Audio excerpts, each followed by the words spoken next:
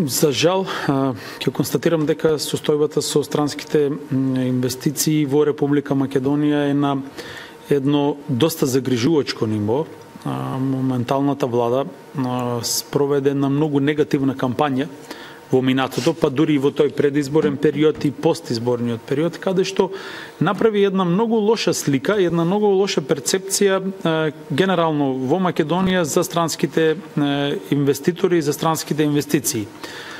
Тоа не остана незабележено кај странските инвеститори и они ја чувствуваат таа таква напната клима или негативна клима што е вештачки создадена во Република Македонија.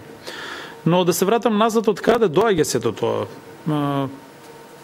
Моменталната влада, кога беше во опозиција, дозволи неколку студенти да направат една анализа за странските компании, со тоа што дадоа некои апсолутно неточни бројки, колку субвенции се дадени на странските компании и колку тие всушност имаат негативно влијание врз македонската економија. Значи, тоа е само потврда дека во Македонија треба екстерно тестирање и треба проверка на знаењето, заради тоа што било кој студент било каде во светот знае дека странските инвестиции се една од најглавните фактори, односно двигатели на економиите во целиот свет. Значи, може да замислите, во Соединетите американски држави, државите внатре меѓу себе се надпреваруваат која држава ќе привлече повеќе странски инвестиции. Да не кажем дека на глобално ниво се водат војни само да се привлечат странски инвестиции. Че ова е еден сериозен процес во кој што претходната влада си го свати сериозно и во последниот 10 годишен период направи огромен успех и огромен исчекор во тој дел. Значи, како што спомна Иван, не само да се направи едно менување на перцепцијата, односно односот кон странските инвеститори, туку требаше да се креира производ што се вика Македонија, кој што производ ќе има тие странски компании и краткорочно, но и долгорочно бенефит, а од тоа и државата ќе има долгогодишен бенефит од сите тие работи. Тој пакет мерки се направија сите тие реформи што требаше да се направат, се беа усогласени со европското законодавство, посебно во делот на конкурентноста и тргна една масовна кампања, глобална кампања, каде што Македонија си го доби своето место и стана препознатлив бренд и беше ставена на мапата на сите поголеми странски инвеститори. За жал, од кога дојде оваа власт, тоа сето се смени. Тој негативен однос продолжи кон странските компании и затоа сведоци сме дека во претходни 4 месеца веќе од кога е на власт СДС, немаме забележено ниту една нова странска инвестиција, освен неколку инвестиции што беа договорени од претходниот период, односно веќе подпишани, само се чекаше на некои градежни дозволи за да почнат со градење. Така да, доколку продолжи овој тренд, јас очекувам дека во иднина нема да видиме ниту една странска инвестиција во Република Македонија со таквиот однос, а уште повеќе со најавените нови реформи што ги најавува владата во делот на зголемување на персоналниот данок, во делот на зголемување на даноците, значи за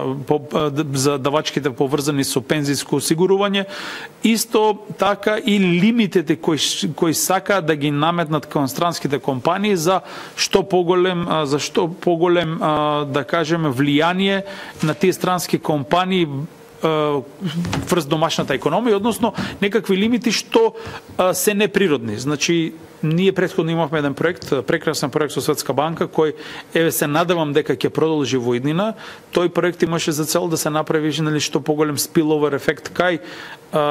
од странските компании кон домашните, но за тоа треба тие компании да бидат обучени, треба да се дигнат стандардите за производство, за квалитет, треба да се прифатат нови пракси, треба да се набават нови машини за да може нашите компании да бидат спремни за сето тоа. Тој процес го почнавме и се надевам дека тој ќе продолжи, заради тоа што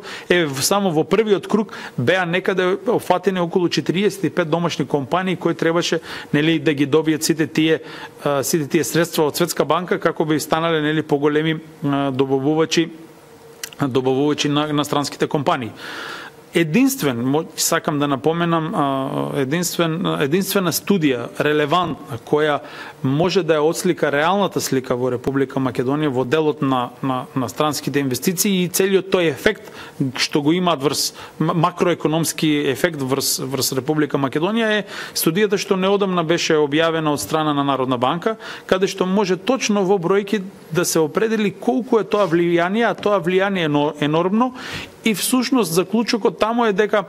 доколку не биле тие странски компании во Македонија, Македонија би била во многу лоша економска ситуација. Многу лоша економска состојба. Се уште сега во моментот ние имаме, да кажеме, резидуи од тоа позитивно влијание на тие странски компании. Еве денес имаме еден податок каде што вика за првите 8 месеци во Македонија е зголемен извозот од Македонија за 13%. Тоа е благодарение на 3 конкретни компании кои се донесени од претходната влада. Нема ни збор од нови компании, нема ниту никаков, не станува збор за никаков ефект од новите мерки, од новите политики што ги спроведува новата влада. Тоа допрва ќе го гледаме тој негативен ефект со сите тие, да кажеме, така наречени стратегии кои всушност немаат ни стратегии, се само некои, да кажеме, наслови кои ги објавија, за кои што нема никакви анализи. Тоа допрва ние ќе го осетиме како граѓани, а со тоа сите на крајот на денот ќе бидеме губитници. Колку помалку странски инвестиции, колку помалку вложување, толку помалку и вработување во Република Македонија, а тоа ќе го искористат нашите соседи. Еве, кога претходната влада напушти канцелариите и им остави, односно се направи тој трансфер на власта, им остави во наследство на сегашната влада 60 компании кои беа во финална фаза на преговори, односно договори кои што требаше во овој период да се потпишат. Мене ми е жал што ниту една од тие странски компании немало слух ни да се слушнат, ни да се јават, ниту па да се координираат, да видат што всушност тие компании сакале да направат во Македонија. Може би е тоа производ на таа погрешна кадрова политика што сега во моментот не може да се става директори на Агенција за странски инвестиции која прво вработување им е Агенција за странски инвестиции, или директор на ТИРС, или министри за привлекување странски инвестиции кои што претходно не знам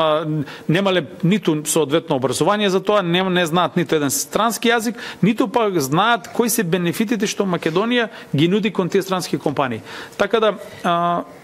тоа сега што се случува е хаотично и ние како граѓани допрва ќе ги осеќаме негативните ефекти врз економијата, кои што сведоци сме секој ден, се повеќе се задолжуваме како држава, производството, значи GDP паѓа, платите паѓаат и тој лош филм допрва ќе се развива пред нас.